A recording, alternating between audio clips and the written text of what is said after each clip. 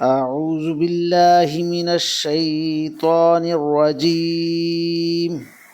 بسم الله الرحمن الرحيم. قال الذين استكبروا إنا بالذي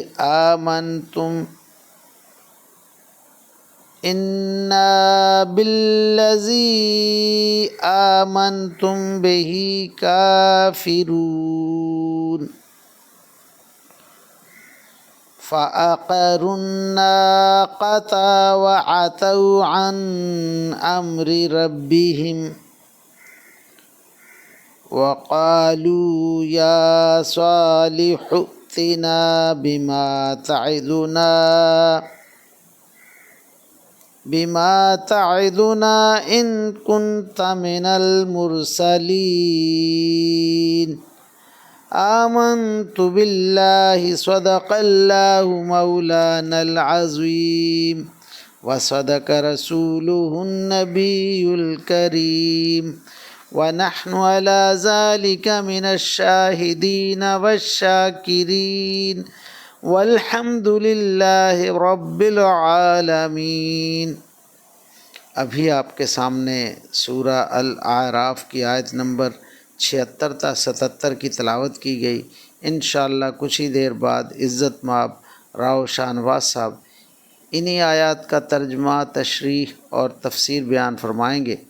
اللہ تعالیٰ سے دعا ہے کہ ہمارا پڑھنا، آپ لوگوں کا سننا اللہ تعالیٰ قبول و منظور فرمائے اور اس پر عمل کی توفیق عطا فرمائے، آمین یا رب العالمین۔ اعوذ باللہ من الشیطان الرجیم، بسم اللہ الرحمن الرحیم۔ ملتان سے شاہنواز تمام دوستوں کو السلام علیکم ورحمۃ اللہ وبرکاتہ۔ دوستان گرامی، آپ کے سامنے سورہ اعراف کی آیت نمبر 77 اور 78 کی تلاوت کی گئی۔ اب انہی آیات کریمہ کی آسان ترجمہ ان کا مفتی تقی عثمانی کا لکھا ہوا اور ان کی تفسیر ابن کثیر سے۔ بسم اللہ الرحمن الرحیم۔ اللہ تعالیٰ قرآن پاک میں ارشاد فرما رہا ہے، چنانچہ انہوں نے اونٹنی کو مار ڈالا۔ قوم عاد کی بات ہو رہی ہے، قوم عاد نے اونٹنی کو مار ڈالا۔ چنانچہ انہوں نے اونٹنی کو مار ڈالا اور اپنے پروردگار کے حکم سے سرکشی کی اور کہا، صالح اگر تم واقعی ایک پیغمبر ہو تو لے آؤ وہ عذاب جس کی ہمیں دھمکی دیتے ہو۔ نتیجہ یہ ہوا کہ انہیں زلزلے نے آ پکڑا، اللہ اکبر، اور وہ اپنے گھر میں اوندھے منہ پڑے رہ گئے، اللہ اکبر، اللہ اکبر۔ ان آیت کی آسان تشریح، آخرکار 3 دن اسی طرح گزر گئے جیسے حضرت صالح علیہ السلام نے فرمایا تھا کہ پہلے تمہارے رنگ زرد ہوں گے اور آخر میں کالے۔ اسی حالت میں شدید زلزلہ آ گیا اور آسمان سے ایک ہیبت ناک چیخ کی آواز آئی، ان سب کو ہلاک کر ڈالا۔ حضرت صالح علیہ السلام اور ان کی قوم کا ذکر سورہ ہود، سورہ شعراء، سورہ نمل، سورہ قمر میں، سورہ ہجر میں بھی آیا ہے، اللہ اکبر۔ اسی طرح سے سورہ زاریات میں، سورہ نجم میں، سورہ حاقہ میں، سورہ شمس میں بھی ان کا حوالہ دیا گیا ہے۔ ان آیات کریمہ کی تفسیر ابن کثیر سے عنوان ہوتا ہے حضرت صالح علیہ السلام کا قول۔ اونٹنی کا یہ خبر سن کر حضرت صالح علیہ السلام کو جب یہ خبر ملی تو وہ مقتل میں آئے، لوگوں کا مجمع تھا، ناکا کو دیکھ کر رونے لگے اور کہا بقول رب العالمین کہ تم 3 دن اور جی لو۔ ناکا کا قتل بدھ کے روز ہوا۔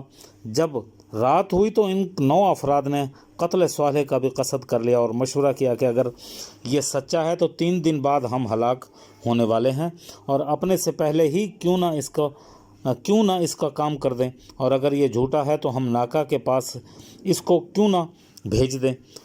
قول تعالیٰ ہے کہ ان لوگوں نے قسموں سے اپنے عہد کو موقدہ کیا اور صالح اور اس کی بیوی کو قتل کر دیں گے ارادہ کیا، اور اس کے اولیاء سے کہہ دیں گے کہ ہمیں کیا خبر، ہم ان کے واقعے سے بے خبر تھے اور ہمیں کچھ نہیں پتا، اور ان کو ہلاک کر ڈالیں گے۔ انہوں نے چال بازی کرنا چاہی اور ہم جس چال بازی میں تھے اس کی خبر انہیں بھی نہ تھی۔ دیکھو مکاروں کا نتیجہ کیسا ہوا۔ جب ان لوگوں نے تہیہ کر لیا اور اتفاق کر کے رات کے وقت اللہ تعالیٰ کے نبی کو قتل کرنے کے لیے آئے تو حکم الہی سے پتھر برسنے لگے۔ جمعرات کا دن مہلت کا پہلا دن تھا۔ اس روز ان لوگوں کے چہرے قدرتاً زرد پڑ گئے، جیسا کہ حضرت صالح علیہ السلام نے کہہ دیا تھا۔ دوسرے دن جمعے کو سرخ پڑ گئے اور تیسرے دن ان کے چہرے سنیچر والے دن کالے سیاہ ہو گئے۔ اتوار کا دن تھا۔ یہ لوگ خوشبو مل کر انتظار عذاب کر رہے تھے کہ نامعلوم اب ہمارے ساتھ کیا ہونے والا ہے اور عذاب کی کیا صورت ہوگی۔ سورج نکلا اور آسمان سے ایک چیخ بھی نکلی اور پاؤں تلے سے ایک شدید زلزلہ پیدا ہو گیا اور روحیں نکلیں اور یکلخت سب کے سب مر گئے۔ سب لوگ اپنے اپنے گھروں میں لاشیں بن کر پڑے رہ گئے، چھوٹا بڑا مرد عورت کوئی نہ بچا۔ صرف ایک عورت بچ گئی، کلبہ بنت السلق نامی۔ یہ بڑی کافرہ اور سخت ترین دشمن تھی۔ اس نے عذاب کو دیکھا، اس کے پاؤں کو تیز تر بھاگنے کی قوت مل گئی اور ایک قبیلے کے پاس پہنچی۔ جو کچھ دیکھا اس کا اطلاع دی۔ ساری قوم جس ہلاکت سے دوچار ہوئی اس کا ذکر کیا، پھر پینے کے لیے پانی مانگا اور پانی پیتے ہی مر گئی۔ یہ افراد قوم سمود میں سے حضرت صالح علیہ السلام اور ان کے امتیوں کے سوا کوئی کچھ نہ بچ سکا۔ اس قوم کا ایک آدمی ابوالغال تھا جو عذاب کے وقت مکے میں تھا۔ وہ کچھ دیر محفوظ رہا، لیکن کسی صورت سے جب وہ مکے سے باہر نکلا تو آسمان سے ایک پتھر گرا اور وہیں ڈھیر ہو گیا۔ کہتے ہیں کہ یہ ابوالغال طائف کے رہنے والا قبیلہ ثقیف کا جد اعلیٰ تھا۔ نبی کریم صلی اللہ علیہ وسلم ابوالغال کی قبر پر گئے سے گزرے اور فرمایا جانتے ہو کہ یہ قبر کس کی ہے؟ یہ سمود کے ایک فرد ابوالغال کی ہے جو حرم میں تھا۔